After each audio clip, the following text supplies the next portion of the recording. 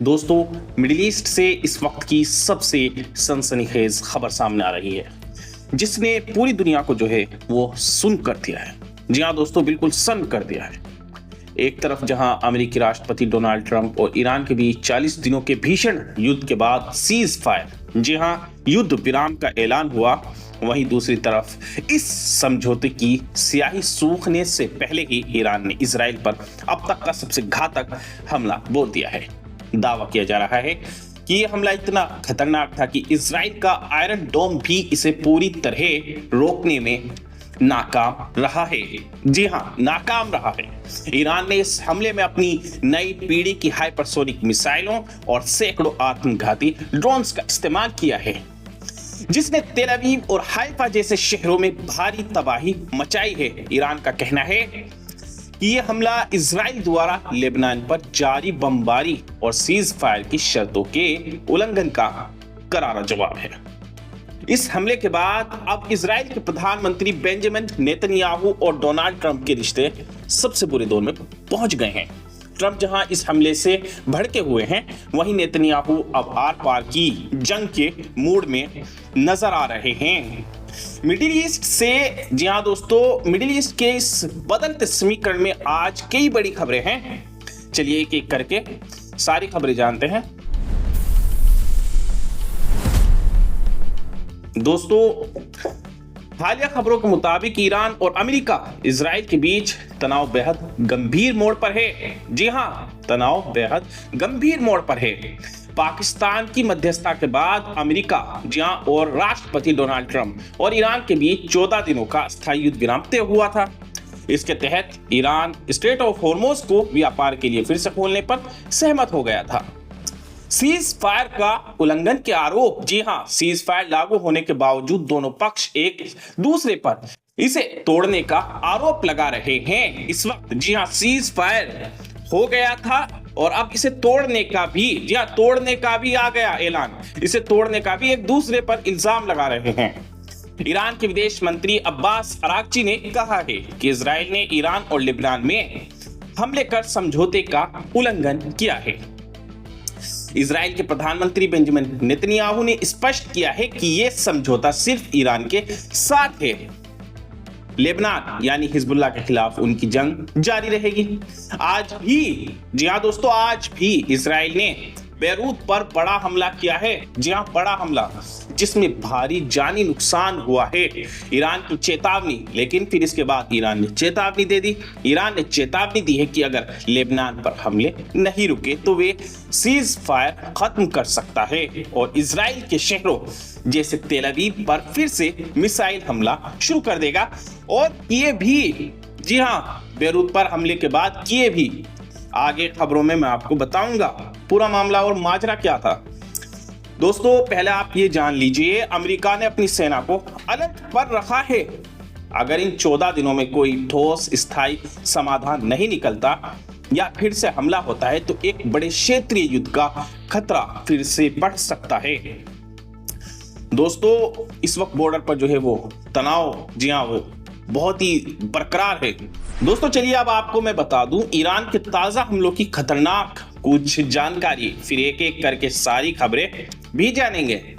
दोस्तों, सबसे पहले मिसाइलों की बौछार के बारे में सुनिए आप। सूत्रों के मुताबिक ईरान ने ऑपरेशन ट्रू प्रॉमिस 3 के तहत महज 30 मिनट के भीतर ही, 30 मिनट के अंदर 400 से ज्यादा बैलिस्टिक और हाइपरसोनिक मिसाइलें वो दाग दी इजराइल पर। इस बार ईरान ने सिर्फ मिलिट्री बेस नहीं, बल्कि इजराइल के नेवातिम एयरबेस और तेल अवीव के पास मौजूद खुफिया एजेंसी मुसाद के मुख्यालय को भी निशाना बनाने का दावा किया है। खबरों के अनुसार कई मिसाइलें रिहायशी इलाकों के करीब गिरी हैं, जिससे इजराइल में हड़कंप मच गया है और लाखों लोगों को बंकरों में इस वक्त जाना पड़ रहा है। दोस्तों, ईरान की रिवॉल्यूशनरी गार्ड कॉर्प्स यानी आईआरजीसी, तो आईआरजीसी ने जो है दोस्तों वो बयान जारी किया कि जब तक इजराइल लेबनान में हमारे भाइयों पर हमले नहीं रोकेगा, तब तक कोई भी कागजी समझौता हमारी मिसाइलों को नहीं रोक सकता है। जी हाँ, मध्य पूर्व में इस वक्त एक अजीबोगरीब डिप्लोमेटिक ड्रामा चल रहा है दोस्तों। आज 8 अप्रैल की, जी हाँ दोस्तों, आज की बिल्कुल ताजा खबरें हैं। ये दोस्तों अमेरिका और ईरान के बीच तो युद्ध विराम सीज फायर की घोषणा हो गई थी, लेकिन बेंजामिन नेतन्याहू ने साफ कर दिया है कि यह समझौता लेबनान यानी हिजबुल्लाह पर लागू नहीं होगा। नेतन्याहू के इस फैसले के पीछे के असली जो कुछ कारण हैं, जी हाँ दोस्तों, वे आपको पहले समझने होंगे। सबसे पहला है दोस्तों कॉन्फ्लिक्टिंग क्लेम्स। दोस्तों पाकिस्तान के प्रधानमंत्री शहबाज शरीफ, जो इस वक्त प्रधानमंत्री हैं शहबाज शरीफ, उन्होंने घोषणा की थी कि अमेरिका, ईरान और उनके सभी सहयोगी लेबनान सहित हर जगह तुरंत युद्ध विराम के लिए सहमत हो गए हैं। दोस्तों इसके बाद नेतन्याहू ने इनकार कर दिया। जैसे ही यह खबर आई कि नेतन्याहू के कार्यालय ने बयान जारी कर दिया कि वे अमेरिका और ईरान के बीच हमले रोकने के फैसले का समर्थन करते हैं, लेकिन इसमें लेबनान शामिल नहीं है। इजराइल ने आज सुबह भी दक्षिण लेबनान जैसे टायर और सिडोन पर हमले जारी रखे हैं। अब दोस्तों नेतन्याहू की पर्सनल पॉलिटिक्स, जी हाँ दोस्तों, और कोर्ट केस जो है वो नेतन्याहू पर चल रहे हैं। नेतन्याहू पर इस वक्त भारी दबाव है और युद्ध को जारी रखना उनके लिए एक मजबूरी है। जी हाँ दोस्तों, इस वक्त नेतन्याहू पर करप्शन केस चल रहे हैं, उन्हें जेल में जाने का खतरा है। नेतन्याहू पर भ्रष्टाचार, धोखाधड़ी और रिश्वतखोरी के जो हैं कई गंभीर केस चल रहे हैं। युद्ध शुरू होने के कारण उनका ट्रायल कई बार टला है। दोस्तों जैसे ही पूर्ण शांति होगी, उन्हें अदालत में गवाही देनी होगी और दोषी पाए जाने पर जेल भी जाना पड़ सकता है नेतन्याहू को। दोस्तों उनकी सरकार के कट्टरपंथी सहयोगी जैसे बेजलेल, स्मोट्रिच और इटमार बेन-गवीर, इन्होंने धमकी दी है कि अगर लेबनान में हिजबुल्लाह को पूरी तरह खत्म किए बिना युद्ध रुक गया तो वे सरकार गिरा देंगे बेंजामिन नेतन्याहू की। ट्रंप और नेतन्याहू के बीच अब अनबन चल रही है। अनबन, डोनाल्ड ट्रंप और नेतन्याहू के रिश्ते अब पहले जैसे नहीं रहे। दोस्तों ट्रंप का जो है एजेंडा, ट्रंप अपनी अमेरिका फर्स्ट नीति के तहत जल्द से जल्द स्ट्रेट ऑफ हॉर्मुज़ को खुलवाकर वैश्विक अर्थव्यवस्था सुधारना चाहते हैं, लेकिन नेतन्याहू की नाराजगी है। नेतन्याहू को लग रहा है कि ट्रंप ईरान के 10 सूत्रीय प्रस्ताव को मानकर ईरान को बहुत बड़ी रियायत दे रहे हैं, जिससे इजराइल की सुरक्षा इस वक्त खतरे में पड़ सकती है। अब दोस्तों लेबनान का पेच क्या है ये समझिए आप। इजराइल का मानना है कि ईरान के साथ समझौता करने का मतलब ये नहीं है कि वे अपनी सीमा पर हिजबुल्लाह के खतरे को छोड़ दें। नेतन्याहू का तर्क है कि जब तक उत्तरी इजराइल के लोग सुरक्षित वापस नहीं लौटते, लेबनान में ऑपरेशन चलता रहेगा। फिलहाल स्थिति यह है कि ईरान और अमेरिका के बीच मिसाइलें रुक गई हैं, लेकिन इजराइल, लेबनान यानी हिजबुल्लाह के बीच युद्ध पूरी ताकत से जारी है। और दोस्तों ट्रंप नेतन्याहू के बीच एक बड़ी कूटनीतिक दरार पैदा कर दी गई है। मिडिल ईस्ट के हालात इस वक्त बहुत पेचीदा हो गए हैं। दोस्तों नेतन्याहू की कुछ निजी मजबूरी है इस युद्ध को खत्म ना करने की। जी हाँ दोस्तों, इजराइल में एक बड़ा वर्ग और राजनीतिक विश्लेषक मानते हैं कि नेतन्याहू युद्ध को खींचना चाहते हैं। इसके पीछे सर्वाइकल पॉलिटिक्स है, नेतन्याहू पर भ्रष्टाचार और इसके अलावा कई पुराने केस चल रहे हैं। युद्ध के दौरान अदालतें शांत हैं, लेकिन जैसे ही शांति होगी उन्हें कोर्ट में पेश होना पड़ेगा। अगर युद्ध रुकता है तो इजराइल के समय से पहले चुनाव की मांग उठेगी और फिलहाल सर्वे दिखा रहे हैं कि उनकी लोकप्रियता कम भी हुई है। हारने का मतलब है कि उनके पास प्रधानमंत्री वाला सुरक्षा कवच नहीं रहेगा। अब दोस्तों ट्रंप और नेतन्याहू के बीच दरार जो है वो पैदा हो गई है। अब हैरान की बात यह है कि डोनाल्ड ट्रंप, जिन्हें इजराइल का सबसे बड़ा समर्थक माना जाता था, अब नेतन्याहू से नाराज बताए जा रहे हैं। नेतन्याहू चाहते हैं कि अमेरिका उन्हें लेबनान हिजबुल्लाह पर और ज्यादा आक्रामक हमले करने की वो छूट दे, लेकिन ट्रंप अपनी अमेरिका फर्स्ट नीति के तहत युद्ध को खत्म कर वैश्विक व्यापार जैसे हॉर्मुज़, स्ट्रेट ऑफ हॉर्मुज़ को खुलवाना चाहते हैं।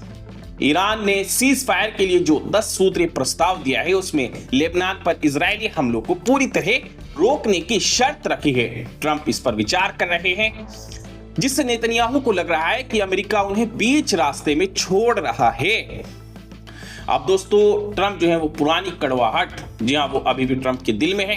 ट्रंप अभी तक नहीं भूले हैं कि साल 2020 में जब वे चुनाव हारे थे तो नेतन्याहू ने फौरन जो बाइडेन को बधाई दी थी। ट्रंप इसे विश्वासघात मानते हैं। अब दोस्तों, क्या अमेरिका और इजराइल में फूट पड़ गई है? अमेरिका का नजरिया क्या है? ट्रंप प्रशासन का मानना है कि इस युद्ध से तेल की कीमतें बढ़ रही हैं और अमेरिकी अर्थव्यवस्था पर दबाव है। वे चाहते हैं कि इजराइल अब जीत का ऐलान करे और पीछे हटे। इजराइल का नजरिया यह है कि नेतन्याहू का मानना है कि जब तक ईरान के परमाणु ठिकानों और हिजबुल्लाह को पूरी तरह खत्म नहीं किया जाता है तो इजराइल सुरक्षित नहीं है। अब लेबनान का जो पेच है वे फंस रहा है कि ईरान ने अपनी शर्तों में साफ कहा है कि अगर लेबनान पर हमले नहीं रुके तो वे स्ट्रेट ऑफ हॉर्मुज को फिर से बंद कर देंगे। नेतन्याहू ने फोन पर ट्रंप से अपनी चिंता जताई है कि लेबनान को छोड़ना इजराइल की सुरक्षा के लिए आत्मघाती होगा। नेतन्याहू इस वक्त दो पार्ट के बीच में फंसे हैं। एक तरफ ट्रंप का शांति का दबाव और दूसरी तरफ उनके अपने देश की अदालत और विपक्षी दल। अगर वे ट्रंप की बात नहीं मानते तो इजराइल को मिलने वाली अमेरिकी सैन्य मदद और राजनीतिक सुरक्षा खतरे में पड़ सकती है और नेतन्याहू की जो गद्दी है वे खतरे में आ जाएगी।